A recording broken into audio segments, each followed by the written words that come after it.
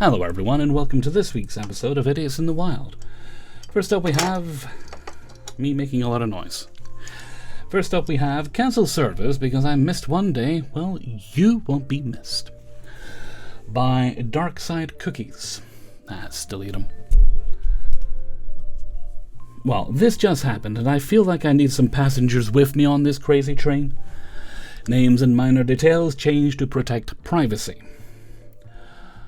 I'm an American female in my 30s and work 2 jobs, one being housekeeping. Sometimes I work both on the same days. Example being 1 or 2 days a week. I'll wake up at 5 a.m.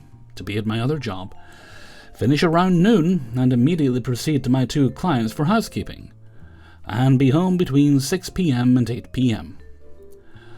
So I'll have spent well over half the day working and commuting. Yes, it's exhausting. Yes, some days are a struggle. What job isn't? But I do what I have to keep my kitchen and my bills paid in full and on time. I actually like housekeeping as it keeps me busy and active. I don't feel the day is dragging, and I really enjoy seeing the fruits of my labor when it's all done. My clients are great and always assure me how much they appreciate my work and attention to detail. Clients designate a day for me to come over once a week, bi-weekly or monthly. This is all focused on the main company I work for since they give me consistent work. My schedule is often packed, but I'm pretty flexible when necessary, and understand life throws the occasional crap at the occasional fan, and people have to reschedule the clean or cancel until further notice. Totally fine. I'm quite accommodating. Now then, I've cleaned for this one client, Susan, once a week for almost a year. She's younger than me, works from home, and has 3 timid but adorably lovable cats. Meow. At the beginning, she asked I clean the litter box tumbler, one of those rotating ones that separates the leavings from the litter, when I visit and replace the litter, and she said she'd tip whenever I did. Most housekeeping businesses don't want us doing litter boxes for obvious reasons. But I have the proper PPE and bleach-free solutions to do it, so I agreed. Took a while as it's heavy, but I got the hang of it. Susan was cool and we got along very well. Today my entire body is sore as hell and my ankle made it clear any weight put on it was met with corporal punishment. Possible tendon damage. I'll see a specialist soon. This was to be one of my 12-plus hour workdays, but my body has shut down due to maintenance. I called out of my morning job yesterday. I knew I wouldn't be able to work, let alone drive, in this condition, and told my cleaning one to reschedule my 2 regular clients today for any open slots I have next week. I apologized for the trouble, but needed to rest to be at my A-game again. Let's say Dinah, one of the co-owners, texted back saying no prob and to get a good rest. She was very understanding because the huge job I underwent yesterday and the day before took a rough toll on me physically. Keep up, guys, all this will be revisited soon. After a couple of hours and a subpar nap, Diana texts me the following. Susan decided to cancel services. You'll notice it updated on your schedule. Okay. She mentioned in the past she was going to move out in a couple of months. Guess she found a place. Actually, she cancelled because you missed today. She was being ridiculous. Oh, I'm staring at my phone confused as to how this escalated. This was our response. Hey Susan, this is Dinah, the owner of the cleaning company. I pulled up our records. Our employee has made it out 46 weeks in a row without missing a single visit. Not one. We've also accommodated multiple requests for you to shift dates and times, and we've done so as to the best of our ability. To characterize one cancellation due to a physical ailment as a pattern of last-minute cancellations isn't accurate, and it's not fair to someone who has shown up for you every single week for almost a whole year. We wish you the best moving forward. That is a nice way to say fuck you. Well, damn, this surprised the hell out of me. Susan knows I work 2 jobs and how hard I work. Even my co-workers and managers know I don't miss work unless I have a damn good reason. Some often text me asking if I'm okay because they're genuinely worried about me.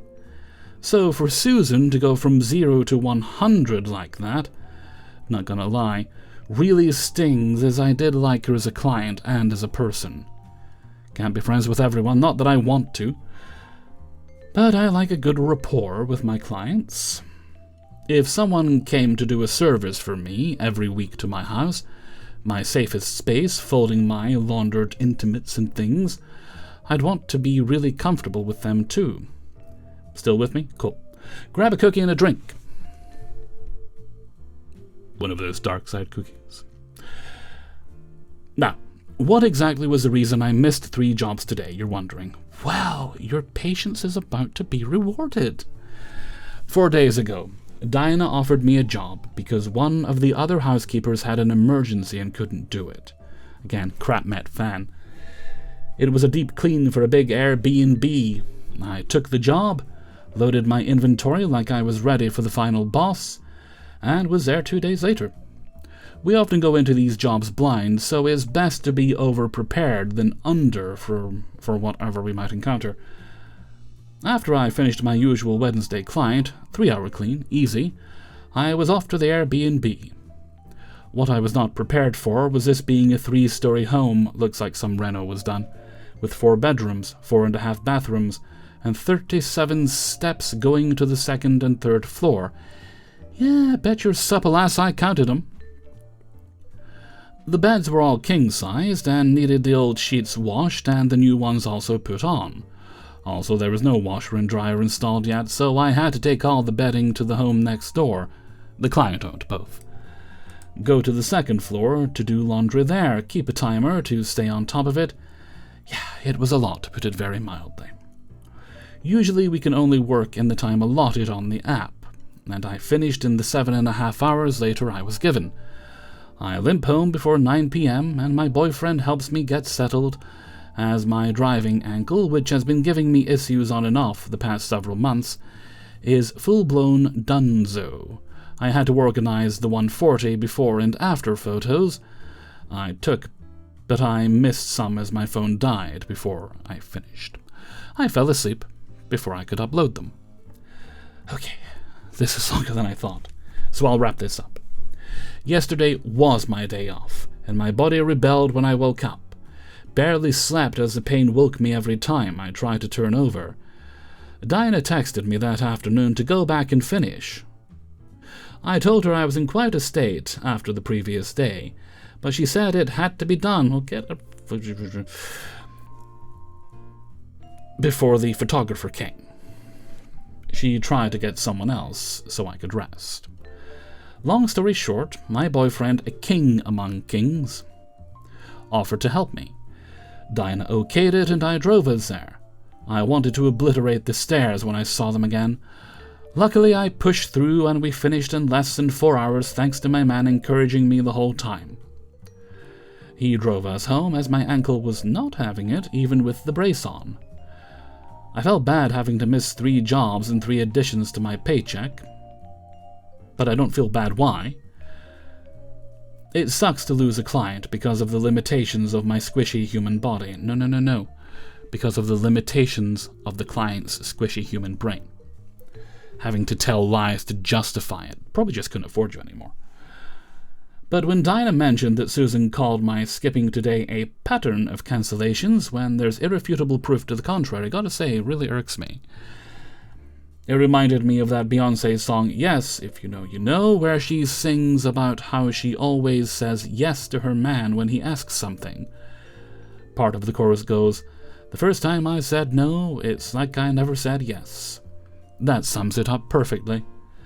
Susan got 99 cleanings, and couldn't not have one. Thanks for listening. Take care of yourself before you help others. That's a lesson that's hard learned sometimes, but it's good advice. You can't function without you. Alright, story number 2. Psycho Salon Owner by Statement Key 1058. Alright, to start this story off, I'm going to provide some backstory. I live above a restaurant in a suite, my mom, me, my sister, and my grandma. There's only one apartment, and we've lived here for over 10 years. The only entrance into our house is through one door that leads to a hallway. In the hallway there are 2 doors, one that leads to a salon, and the other that leads to the stairs of my apartment. There are 2 light switches, 4 lights, one directly next to the entrance door in the hallway, and one at the top of our stairs. About a month or 2 ago, the salon owner, Stacy, sent a text to my mother saying she will be turning the power off every weekend. The only light in our stairwell, or it's pitch black. My mother was not okay with that, obviously. I had just gotten surgery, and my disabled grandma lives with us, and obviously it's illegal. She knew when she signed her lease that she would be paying for the electric, and she cannot dictate when to turn it on or off, since it's a shared hallway. It's not like lights cost that much anyway. Stacey needs to calm the fuck down. Our landlord told her she can't do that and lied to her, telling her that she is making us pay more in our rent. Everything was fine. She has been blasting music so loud that we can't hear our own conversations. She has been letting her dog in our backyard to shit and doesn't clean it up, etc., etc. My friends were over today as usual. We were leaving to go to the mall, so we went down the stairs that have major echo, and you can hear every step.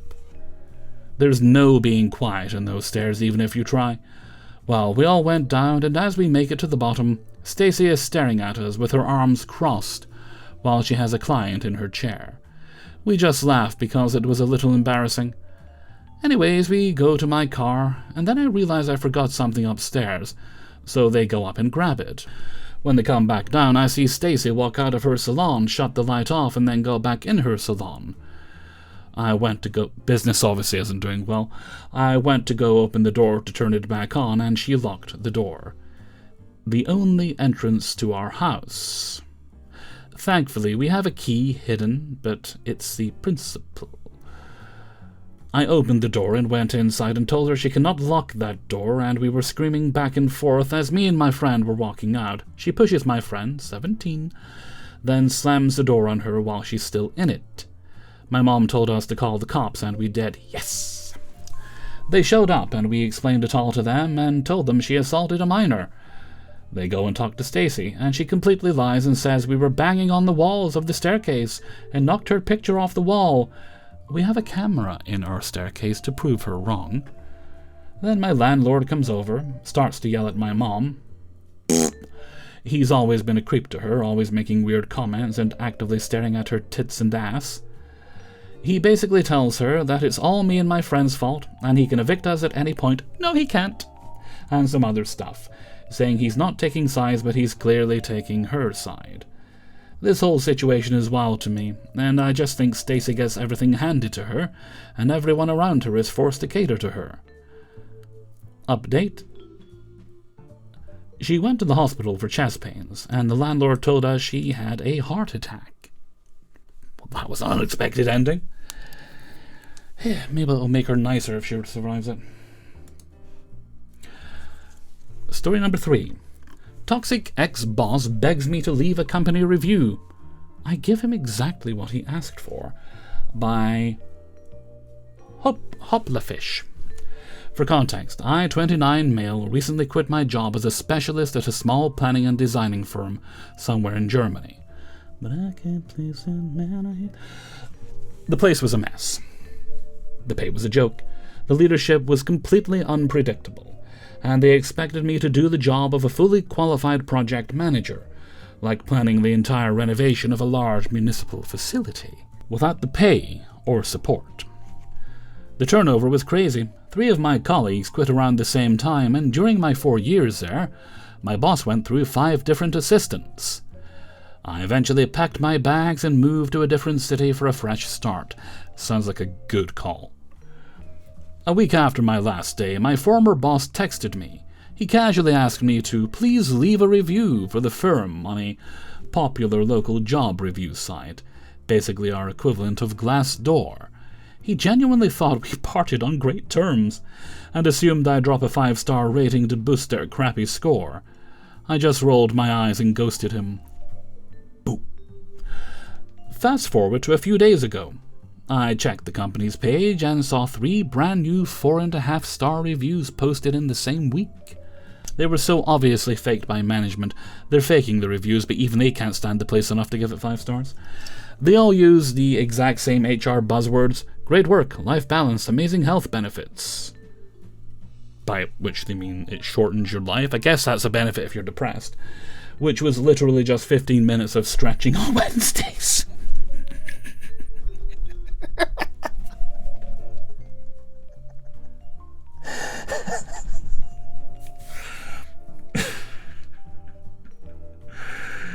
Oh dear, okay. And magically praised all the exact things people would usually have complained about. At this point, I remembered his text. He wanted a review. Fine, let's comply.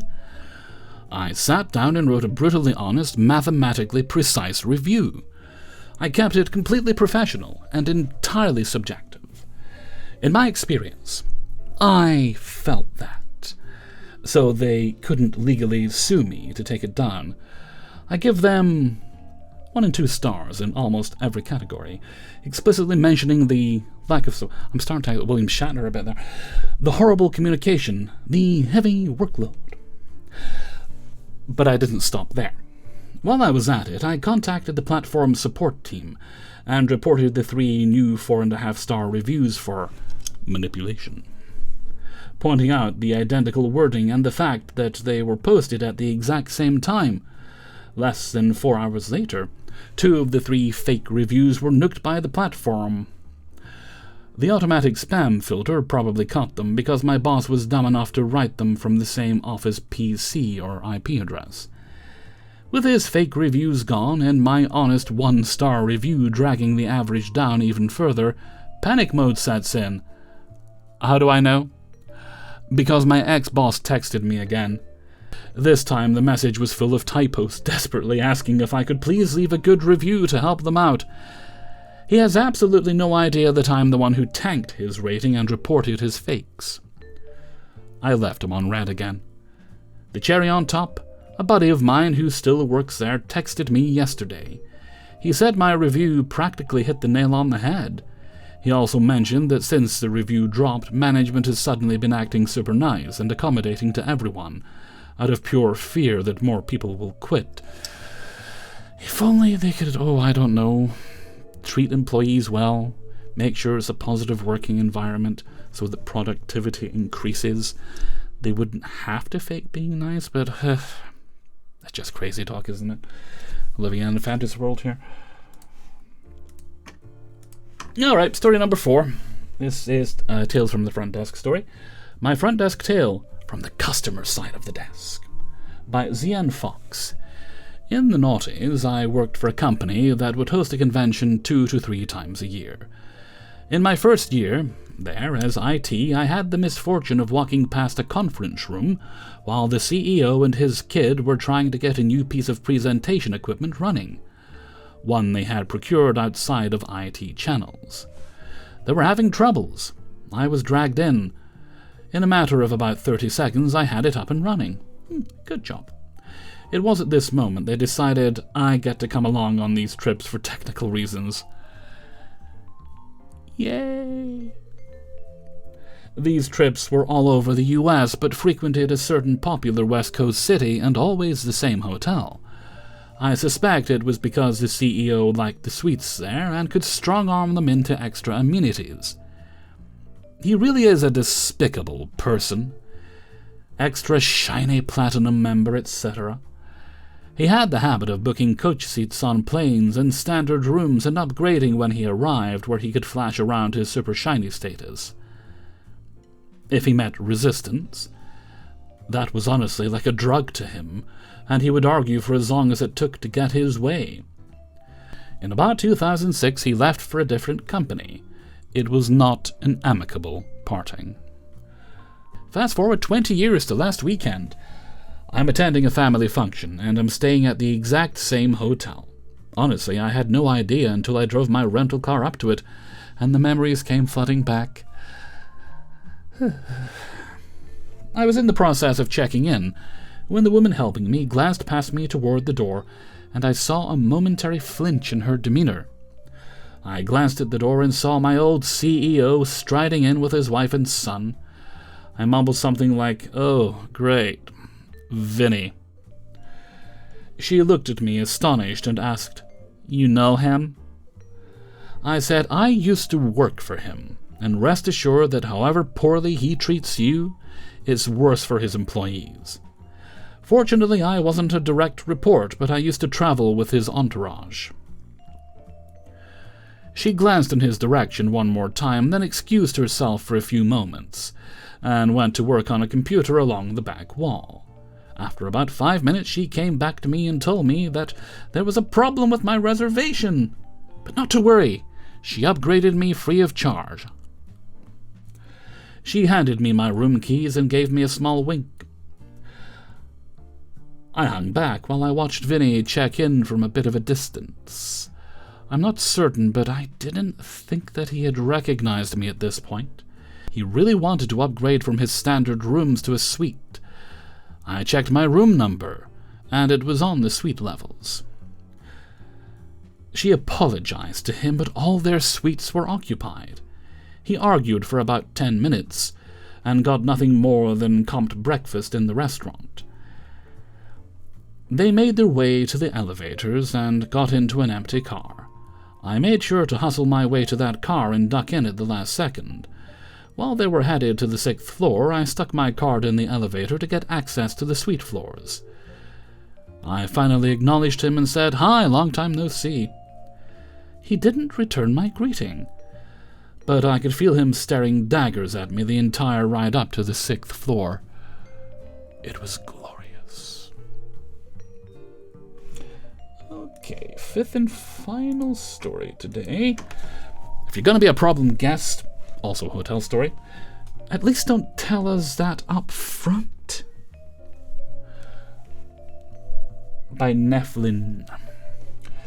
It's 2:30 a.m. I'm working audit, and I have a guy walk in asking if we have any rooms available.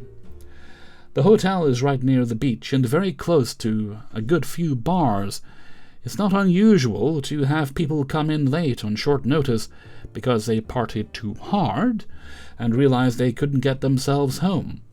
So the fact that he was very clearly not sober didn't raise much alarm for me, besides the general mental preparation to deal with someone who might become belligerent.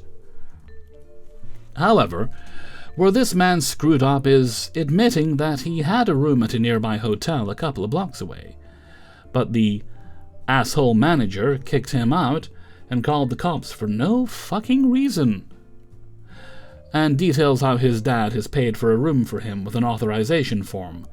Immediate alarm bells. Nope, we're totally sold out and don't possibly have anything available for the next few days. Sorry, but good luck finding somewhere else. He grumbles a bit about me not letting him hang out in the lobby, but finally leaves after getting some water. Now I'm curious. I'm sure we all know that hotels do not like to evict guests unless absolutely necessary. There are a half-dozen hotels within walking distance of each other in this stretch of the beach, so we all have pretty good rapport with each other. Of course, my nosy ass is gonna call the hotel he was kicked from and learn the actual story. Well, obviously he was not evicted for no reason. Turns out, he was on some manner of drugs which compelled him to pull the fire alarm on one of the guest floors at 10:30 p.m. Well, he did want water. Got a warning for it, and proceeded to pull that stunt again at 1:30 a.m. For whatever reason, the manager didn't want to evict him on the first instance, but having it happen again pissed off too many other guests that they definitely had to comp some rooms tonight. Thus, this idiot was kicked to the curb. The auditor only didn't call to warn other nearby hotels because she saw him leaving with police and thought he got arrested. The fact that he has no payment on hand and had to have his daddy pay means no one in the area is going to rent to him anyways. But had he not slipped and given me this tale about why he needs a room, I at least would have genuinely tried to help him and go over availability and rates until we hit the payment roadblock. Oh well, he played stupid games and now he has to deal with his stupid prizes. And until Daddy stops helping him out, He will his entire life. And that brings us to the end of today's video and the recording for the week. Big thanks to everyone who allowed me to use their stories. If you'd like to support the channel, you can sign up for my Patreon page, linked down in the description. $1 or more gets you early access to all the videos at once on Monday. There's also a link to my merchandise store, my Discord server, my Threads account, and my email is kingofthecities@gmail.com if you need to contact me. That's everything for now. So until next time, thank you very much for watching, and take very good care of yourselves. Bye-bye.